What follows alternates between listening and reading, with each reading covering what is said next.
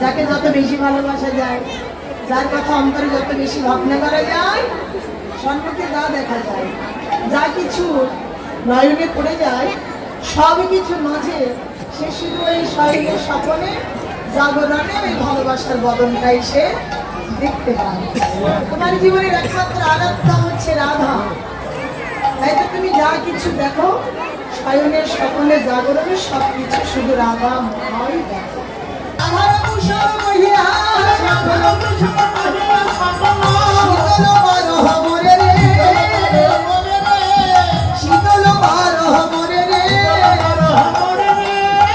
কথা বলতে বলতে ভুলাই যাই রে গড়াগড়ি,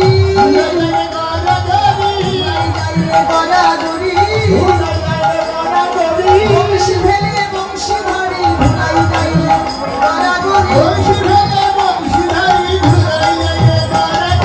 বংশী ফেলে বংশী ধরি বদরে বলে হা রাধা বিহারী।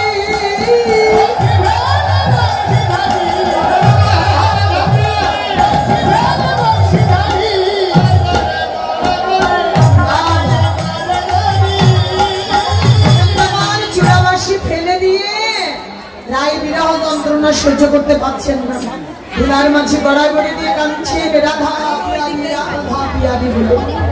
হ্যাঁ, রাখাল ভাবের বৈষ্ণব কবি শেখর দাস গোবিন্দের গাদাবাদন দেখে বলছে, গোবিন্দ হে বলে হারি যায়। এতদিন এতকাল জানতাম ভক্ত ভগবানের জন্য, কিন্তু সেই ধারণাটা আমার সম্পূর্ণই ভুল ছিল। হে গোবিন্দ, আজ আমি বুঝতে গেলাম ভগবানের জন্য কাঁদেন, কিন্তু গোবিন্দ তুমি না ভগবান, তুমি না স্বতন্ত্র ঈশ্বর। কোথায় তোমার ঈশ্বর? তুমি না মহাবিরাট, কোথায় তোমার বিরাটত্ব?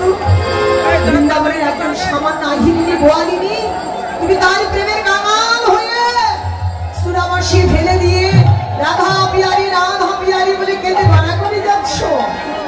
বাবা হে গোবিন্দ, না দেখলে কখনো বিশ্বাস করা সম্ভব হতো না তুমি প্রেমের কাছে এত দুর্বল। ভাগবত বললেন, ভগবানই এক জায়গায় শুধু আর সর্বত্র তিনি মহাবলশালী। ইচ্ছে করলে নিমিষের মধ্যে পৃথিবীতে প্রলয় ঘটিয়ে দিতে পারে, কিন্তু ভক্তের প্রেমের কাছে, ভক্তির কাছে ভগবানের এক সময় দেখা যায় সব শক্তি বিসর্জন হয়ে যায়, হারিয়ে যায়, আর কোন শক্তি করিয়া থাকে। এই তো হলো ভগবানের প্রেম লীলা। ভগবান যত লীলা করেছে তার মধ্যে শ্রেষ্ঠ লীলা ব্রজলীলা, নররূপে মানুষ রূপে বৃন্দাবনের প্রেম লীলা। কৃষ্ণের রথেব খেলা সর্বোত্তম নরলীলা, নরবধূ তাহার স্বরূপ গোপবেশ বেণুমান, নবকৈশোর নটবর নরলীলার হয়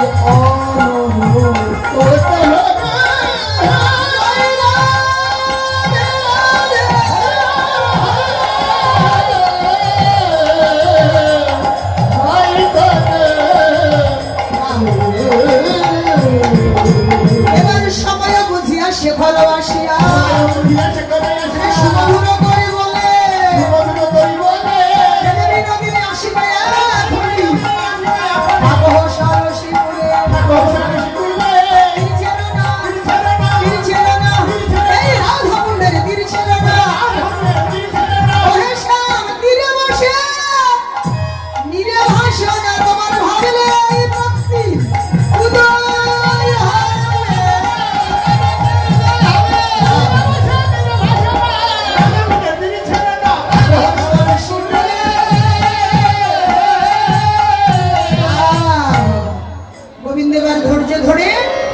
রাধাবদন ভাবনা করতে লাগলেন। ওই সুযোগে তুলসী রাধা রানীর পাঠিয়ে দেওয়া মালা পরিয়ে দিলেন, ওরকম মিশ্রিত তাম্বুল গোবিন্দের সেবা দিয়ে।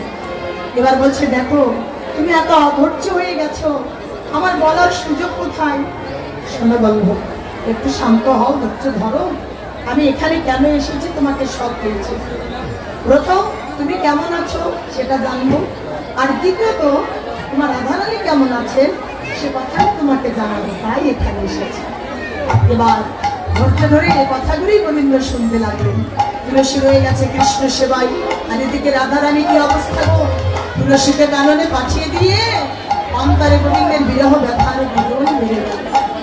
হ্যাঁ, গোবিন্দ বিরহে কাঁদতে কাঁদতে একবার ললিতার কণ্ঠ, একবার বিশাখার কণ্ঠ জড়িয়ে ধরে কেঁদে কেঁদে বলছে, সখী রে, আর বিরহ জ্বালা আমার প্রাণে সয়ে না। আমি তুলসীকে পাঠিয়েছি কৃষ্ণ দর্শনে, সখী রে, তুলসী যদি না আসে আমার যে আর শ্যাম দর্শনে যাওয়া হবে না। গোবিন্দের বদন না দিলে আমি তার প্রাণেও বাঁচবো না। বলছে, সখী, আমি এখন এই বাদিনীর ঘর থেকে কি করে গোবিন্দের দর্শনে যাইব? ললিতা বিশাখা বলে, তোর মাথা খারাপ, তুলসী আসবে না তো কে বললো?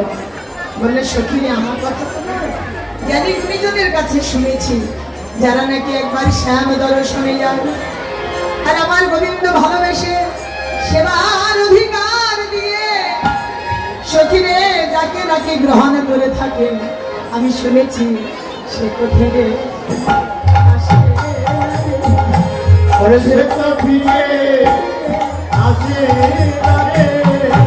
আমার গোবিন্দ জানে করে সে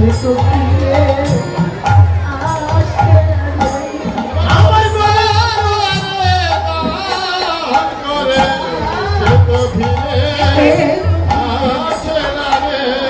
আমার মন বলছে তুলসী ফিরে আসবে না রে, তুলসী ফিরে সখিরে আসবে না রে। তুলসী গোবিন্দ সেবায়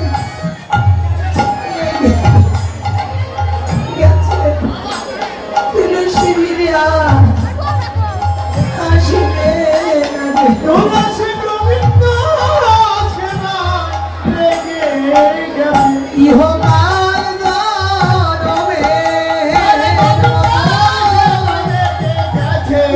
গোবিন্দ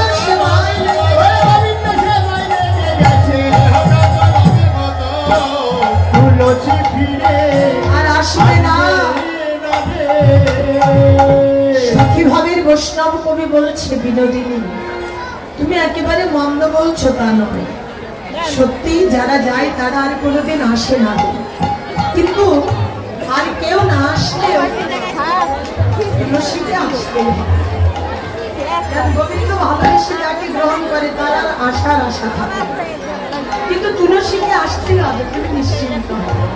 কারণ তুলসী না আসলে প্রাণকে বাঁচাবে বলো, ধৈর্য ধরো। সজ্জা দেখো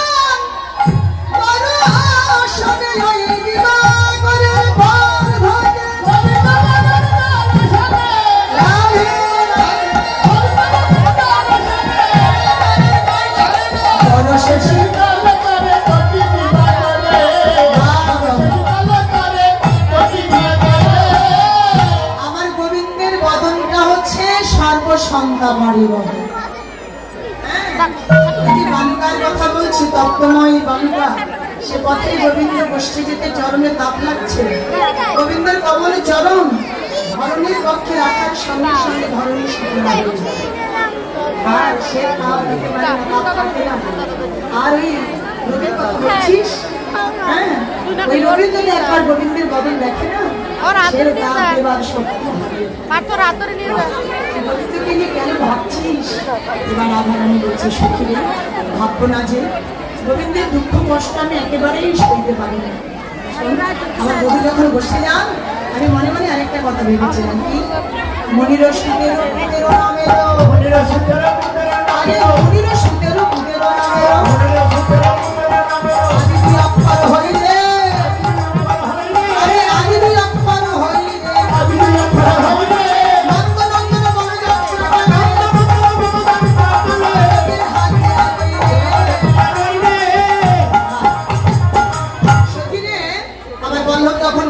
আমি মনে মনে সিদ্ধান্ত নিয়েছিলাম, কি মুনির সুতের পুতের নামের আদি দুই অক্ষর হই কোন মুনি? বিশ্বশ্রবা মুনি। বিশ্বশ্রবা মুনির সুতকে, হ্যাঁ বিশ্বশ্রবা মুনির সুত হচ্ছে কে গো? আমার মনে নেই, আপনাদের মনে নেই? আপনাদের মনে আছে? আপনারা আমাকে পরীক্ষা করছেন, কীর্তনিয়া তুমি কি আমার ভুলে গেলে সেখানে ঠিক থাকবে? শোনেন, দেখতে দেখতে সময় কিন্তু চলে যাচ্ছে। যে কথায় বলে না, কথায় কথায় জানা যায়, এখন দাম দিয়া চরণ এখন ব্রাহ্মণের দক্ষিণা দেওয়ার সময় হয়ে গেছে। আমি আস্তে আস্তে যাচ্ছি, তো আপনারা যে যেখানে বসে আছেন আস্তে আস্তে, সংখ্যায় বেশি তো পুজোর পরে দক্ষিণা নেবার মতো সুযোগ সুবিধা থাকবে না, তখন প্রসাদ দিয়ে কারাসেরা করবেন আর বলবেন পুজোর কহি বুঝব সুরা, কহি বুঝব সুরা, বপুলক ধাম সরভঙ্গ বপুলক ধাম সরভঙ্গ নয়ন হি জলে পরিপূর্ণা, নয়ন হি জলে পরিপূর্ণা, ভেসে যাই রে ভেসে যাই রে, নিজে নিজের লীলা রসে ভেসে যাই, নিজেই নিজের লীলা রসে ভেসে যায়, যাই রে আরে রসে গড়া রে রসে গড়া রে রসে গড়া রে রসে গড়া রে ভাবে আখি জলে ভরা রসে গড়া ভাবে আখি জলে ভরা রসে গড়া রে ওই ভাবে আখি জলে ভরা কৃষ্ণ বলে কাঁদে তাই গৌর হরি রসে গড়া রে নয়নহি গলে পরিপূর্ণ গীতা হাতে দিয়ে পায়ে প্রণাম করলে হবে না হাতেই করে প্রণাম করতে হবে যাবত ভরে কীর্তন শোনেন সব বাড়ি রেখে এখানে রেখে বাড়ি চলে যান এত বলা হয় এবারে গৌরহরি রাধা ভাবে চলছেন সবই জীব শিক্ষা বাম ভুজহি বসনে মুখ ঝাপই বাম ভুজহি বসনে মুখ ঝাপই বাম নয়নে ঘন ছাই বাম নয়নে ঘন ছাই বাম নয়নে ঘন ছাই বাম নয়নে ঘন ছাই আছে কিনারে আছে কিনারে আছে কিনারে আছে কিনারে প্রাণ বল্লভ গোবিন্দ আছে কিনারে প্রাণ বল্লভ গোবিন্দ আছে কিনারে প্রাণ বল্লভ গোবিন্দ আছে প্রাণ বল্লভ গোবিন্দ আছে কিনারে আমার উপাসনার মূরতি আছে কিনারে আমার উপাসনার মূর্তি আছে কিনারে বাম নয়নে ঘন ছাই বাম নয়নে ঘন ছাই রাধা মোহন দাসে চিতে অভিলাষ রাধা মোহন দাসে চিতে অভিলাষ সেই চরণ জন পায় কবে বা হবে রে কবে বা হবে রে রাধা ভাবের গৌর চরণ আমার ভাগ্যে কবে বা হবে তাই গৌর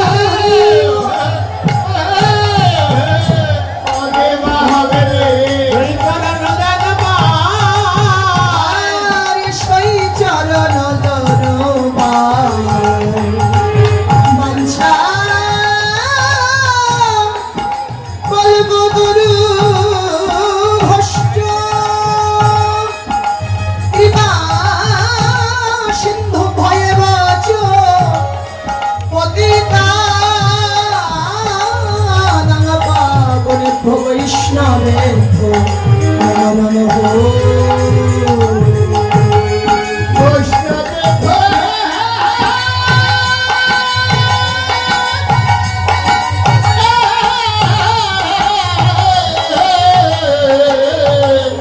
কৃষ্ণ দেখো